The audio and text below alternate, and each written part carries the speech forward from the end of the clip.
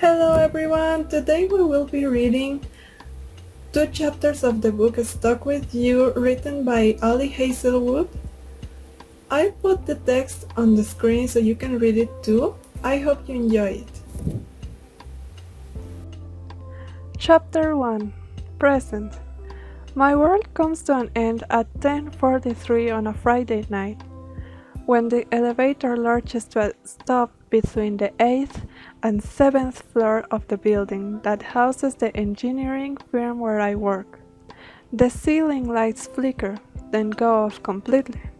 Then, after a stretch that lasts about 5 seconds but feels like several decades, come back with the slightly yellower tinge of the emergency bulb.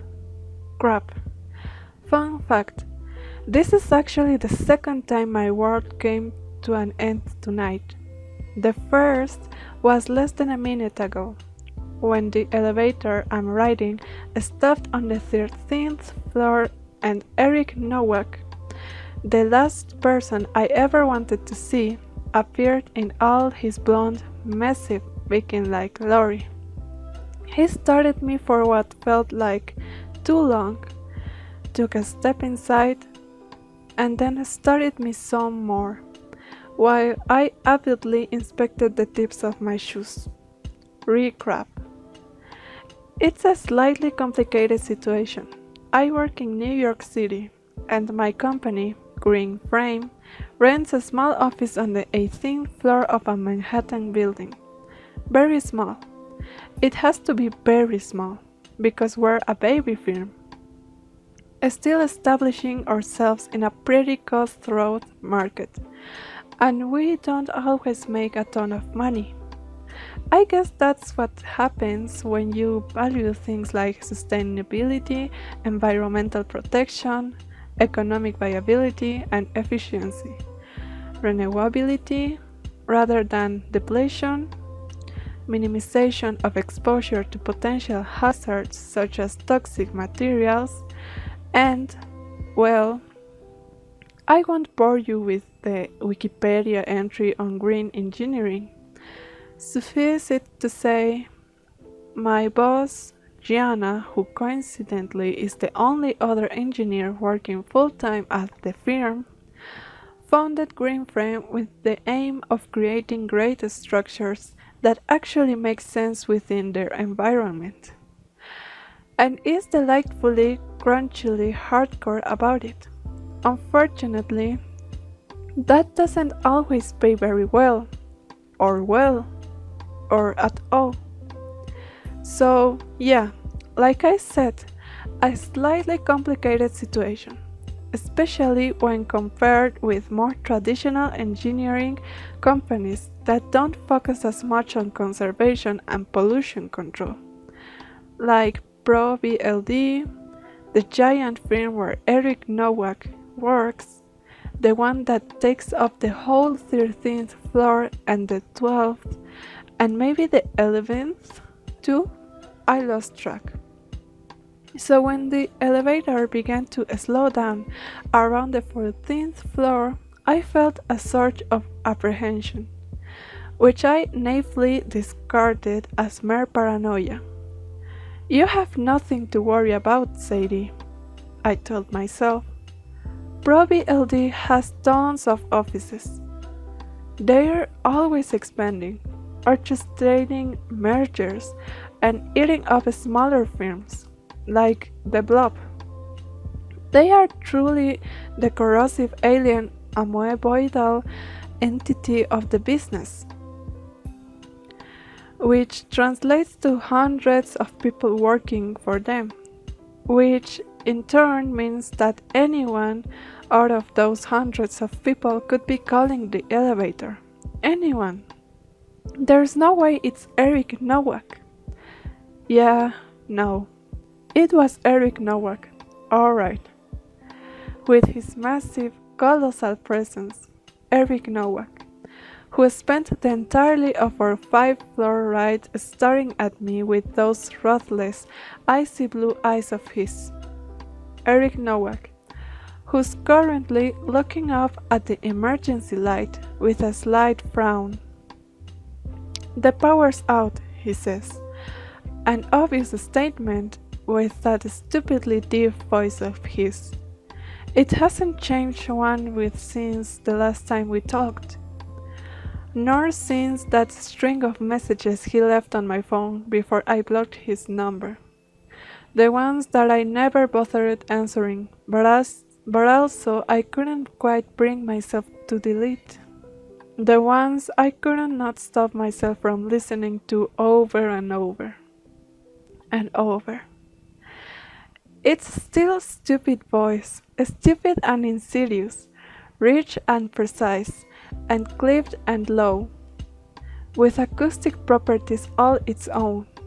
"I moved here from Denmark when I was 14, he told me at dinner when I asked him about his accent.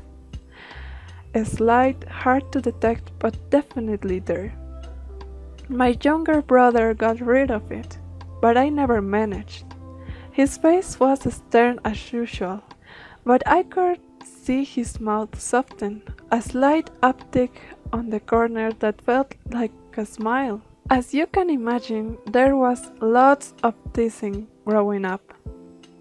After the night we spent together, after all that happened between us, I felt as if I couldn't get the way he pronounced words off my head.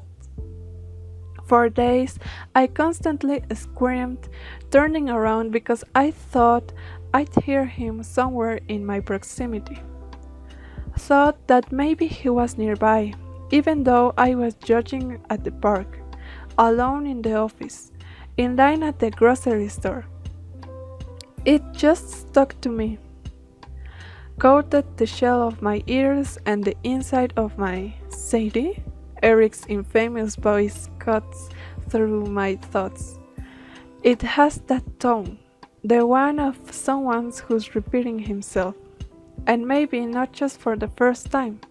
Does it? Does what? I glance up, finding him next to the control panel. In the stark shadows of the emergency light, he's still so God. Looking at his handsome face is a mistake. He is a mistake. I'm sorry, What did you say? Does your phone work? He asks again, patient, kind. Why is he so kind? He was never supposed to be kind. After what happened between us, I decided to torture myself by asking around about him, and the word kind never came up, not once. One of New York's top engineers, people would often say, known for being as good at his job as he is surely. No, nonsense, aloof, standoffish. Thought he was never any of these things with me, until he was, of course. I fished my phone out of the back pocket of my black tailored pants and pressed the home button. No service, but this is a Faraday cage. I think out loud, and the elevator shaft is still. No RF signal is going to be able to make a loop, and I notice the way Eric is staring at me and abruptly shut up. Right, he's an engineer, too. He already knows all of this. I clear my throat. No signal, no. Eric nods. Wi-Fi should work, but it doesn't, so maybe this is a building-wide power outage? Maybe, even the whole block. Shit. Eric seems to be reading my mind, because he studies me for a moment and says, reassuringly, it might be for the best. Someone is bound to check the elevators if they know that the power is gone. He pauses before adding, although it might take a while. Painfully honest, as usual. How long? He shrugs. A few hours? A few what?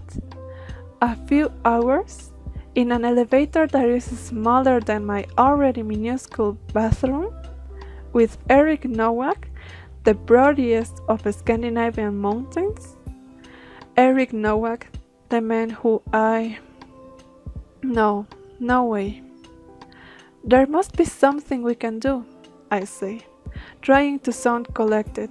I swear I'm not panicking, no more than a lot. Nothing that I can think of.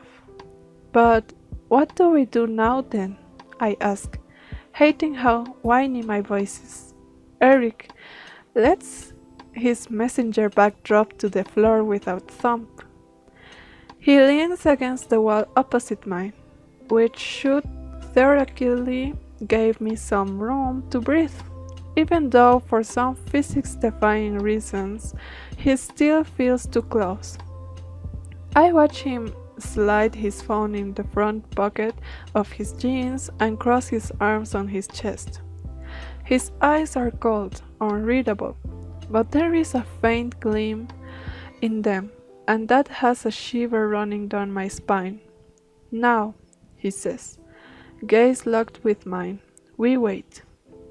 It's 10:45 on a Friday night, and for the third time in less than 10 minutes, my world crashes to an end. Chapter 2. 3 weeks ago.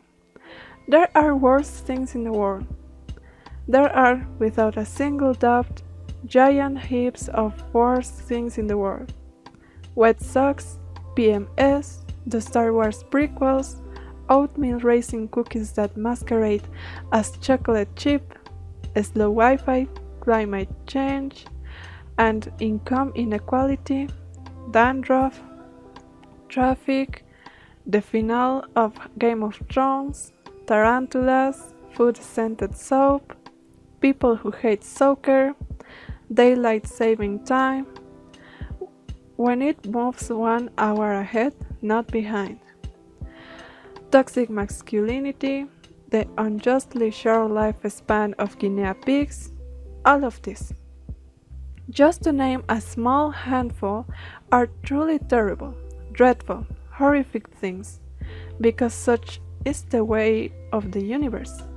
It's full of bad, sad, upsetting, unfair, enraging circumstances, and I should know better than to put like a 10-year-old who's half an inch too short for the roller coaster when fate tells me from behind the counter of her small coffee shop, sorry honey, we're all out of croissants.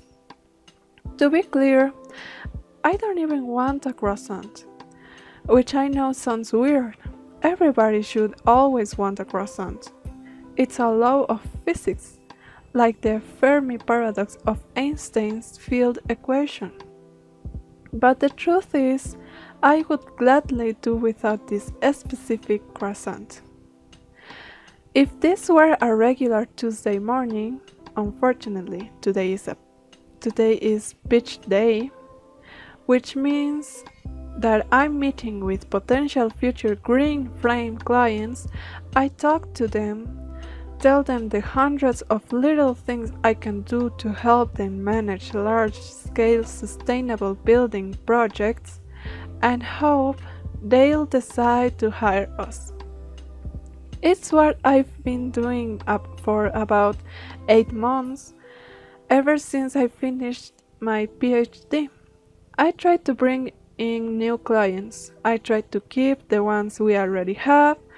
I try to ease Jana's workload since she just had her first baby, who, incidentally, is 3 babies.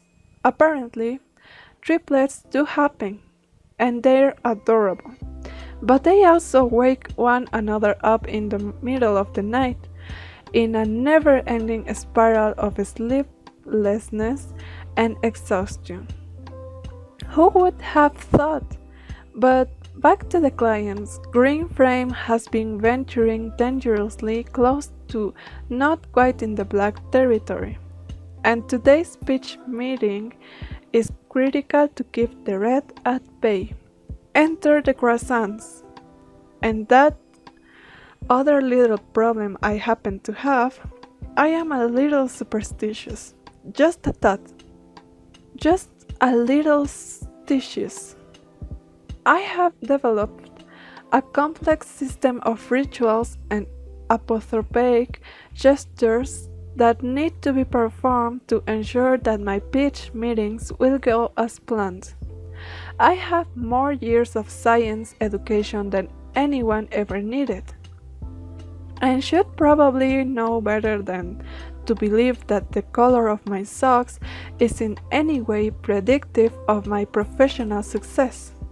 But do I? Nope. Back in college, it was exactly 3 braids in my hair for every single soccer game, plus 2 coats of L'Oreal mascara if we were playing away. And I had to listen to Dancing Queen and My Immortal before each and every final, strictly in that order. Thank God I managed to graduate on time, because the emotional whiplash was starting to grind at me. Not that this issue of mine is something I like to admit widely, mostly just to Mara and Hannah, my supposed best friends. We met during the first year of our PhDs and have been lumbering together through the tribulations of STEM academia ever since. For the most part, having them in my life has been my one true joy, but there have been less than outstanding aspects of it. For instance, the fact that during the 4 years we lived together, they oscillated between staging anti-superstition interventions and pranking me by inviting stray black cats into our apartment on every Friday the 13th. We even ended up adopting one for a few months, Jim Bob, till we noticed that the kitty in the missing flyers all over the neighborhood suspiciously resembled him. Jim Bob was in fact Mrs. Fluffpuff, and we returned her quietly in the middle of the night. She's been dearly missed ever since. Anyway, yes, I have horrible, amazing, superstition unsupportive BFFs. But we don't live together anymore. We don't even live in the same city. Mara is in DC at the EPA and Hannah has been working for NASA and commuting between Texas and Norway. I can throw salt over my shoulder and frantically look around for wood to knock onto my heart's content. Why? Why am I like this? I have no clue. Let's just blame my aggressively Italian mother. But back to this Tuesday morning, the crux of my problem, you see, is that back in the winter, before my most successful client pitch to date, I got a bit peckish. So I popped into Faye's hole-in-the-wall coffee shop, and instead of just asking for the usual, punishingly black coffee, no sugar, no cream, just the bitter oblivion of darkness, I tacked a croissant onto my order. It was just as good as the coffee, yea, simultaneously stale and undercooked, taste hovering between starch and salmonella.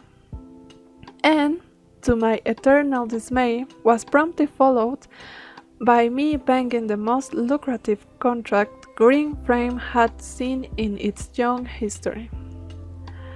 Gianna was over the moon, and so was I, until my half-Italian brain started forming a million little connections between the croissant from hell and my big professional win. You know where this is going? Yes, I now desperately feel that I must eat one of Faye's croissants before every single pitch meeting.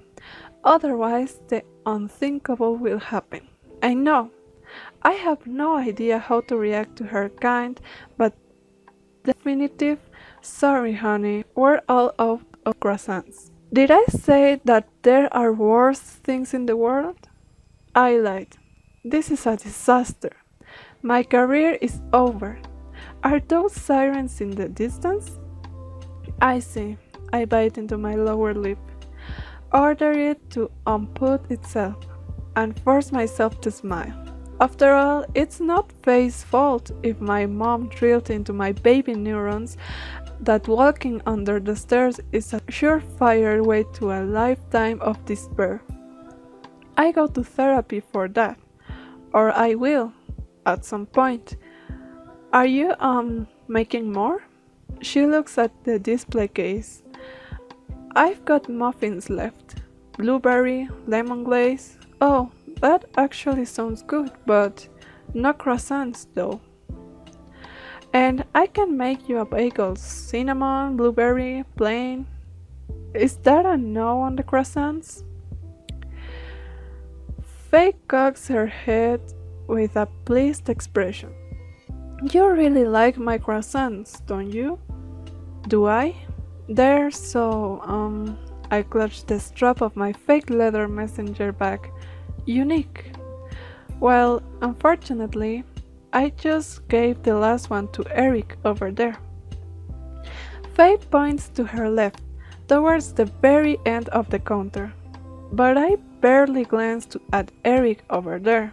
Tall man, broad shoulders, wears a suit, boring, too busy cursing my own timing. I should not have spent 20 minutes tickling the majestic beauty of Aussies. Little Guinea pig tush. I am now rightfully paying for my mistakes, and Faye is giving me an assessing stare. I'll toast you a bagel. You're too skinny to skip breakfast. Eat more and you might grow a little taller, too. I doubt. I'll manage to finally push past 5 feet at the ripe old age of 27. But who's to say? Just to recap, I say, in one last pleading, whiny attempt at salvaging my professional future, you're not making more croissants today? Face eyes narrow. Honey, you might like my croissants a little too much. Here, the voice, not face, is deep and pitched low, coming from somewhere above my head, but I barely pay it any attention because I'm too busy staring at the croissant that has miraculously appeared in front of my eyes. It still holds set on top of a napkin, a few stray flakes of dough slowly crumbling off its top. I've had face croissants before, and I know that what they lack in taste, they make up for in size. They are very, very large.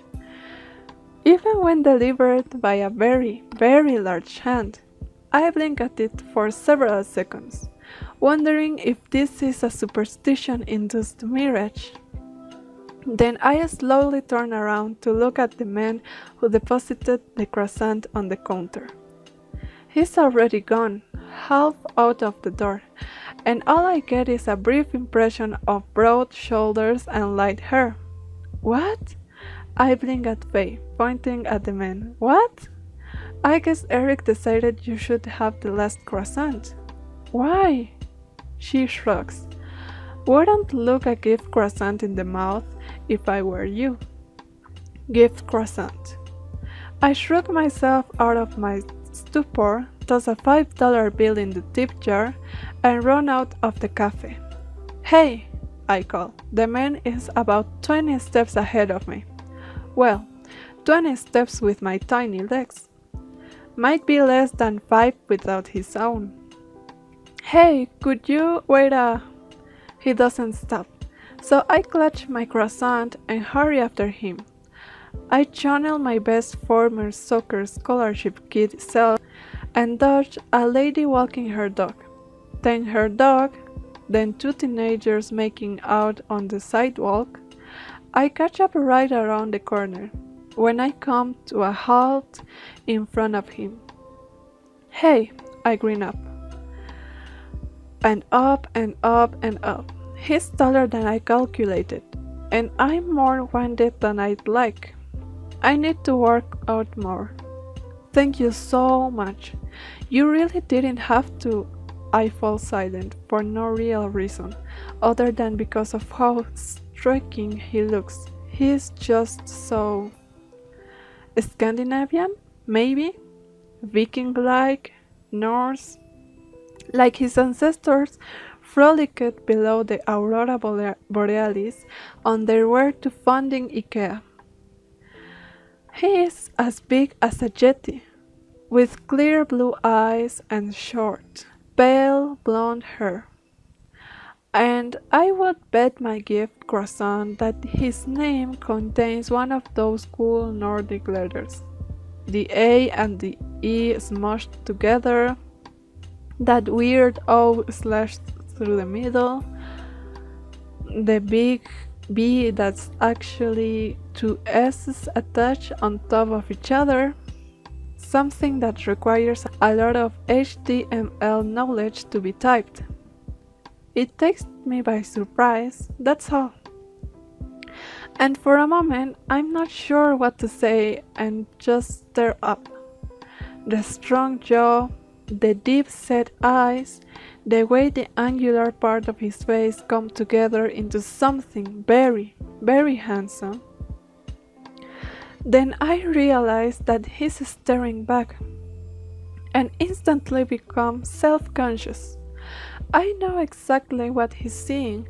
The blue button-down I tucked into my chinos, the bangs I really need to trim, the brown shoulder-length hair I also need to trim, and then, of course, the croissant. The croissant! Thank you so much, I smile. I didn't mean to steal your food. No reply. I could pay you back. Still no reply. Just that North Germanic severe stare. Or I could buy you a muffin or a bagel. I really didn't mean to interfere with your breakfast. Number of replies, 0. Intensity of stare, many millions. Does he even understand what I'm... Oh. Thank you, I say, very, very slowly. Like when my mom's side of the family, the one that never immigrated to the US, attempts to speak Italian with me. For I lift the croissant in front of my face. This thing, I point at the baking. You are very... I tilt my head and scrunch my nose happily. Nice. He stares even longer, pensive. I don't think he got it. You don't understand, do you? I murmur to myself dejectedly. Well, thank you again. You really did me a solid there. I lift the croissant one last time, like I'm toasting him. Then I turn around and begin to walk away. You're welcome, although you'll find that the croissant leaves much to be desired. I reel back to him. Blondie the Viking is looking at me with an indecipherable expression. Did you just speak? I did. In English? I believe so. Yes. I feel my soul growl outside of my body, to astral project itself into the burning flames of hell out of sheer embarrassment. You weren't saying anything before. He shrugs. His eyes are calm and serious. The span of his shoulders could easily moonlight as a plateau in Eurasia. You didn't ask a question. His grammar is better than mine, and I am withering inside. I thought it seemed I closed my eyes, remembering the way I mimicked the word nice for him. I think I want to die. I want this to be over. Yes, my time has come. I am very grateful. You probably you probably won't be once you try the croissants. No, I wince. I know it's not good. You do? He crosses his arms on his chest and gives me a curious look. He's wearing a suit, like 99% of the men who work on this block, except that he looks unlike any other man I've ever seen. He looks like a corporate version of Thor, like Platinum Ragnarok. I wish he'd smile at me, instead of just observing me. I'd feel less intimidated. Could have fooled me? The thing is, I don't really want to eat it. I just need it for a thing. His eyebrow lifts.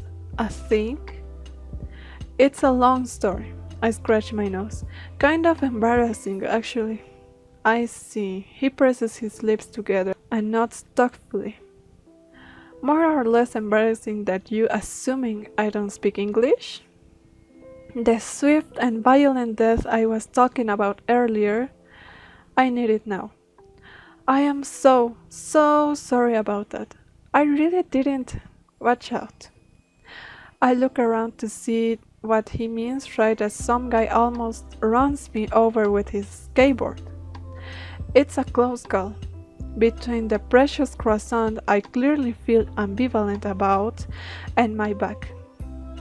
I nearly lose my balance, and that's where corporate Thor intervenes.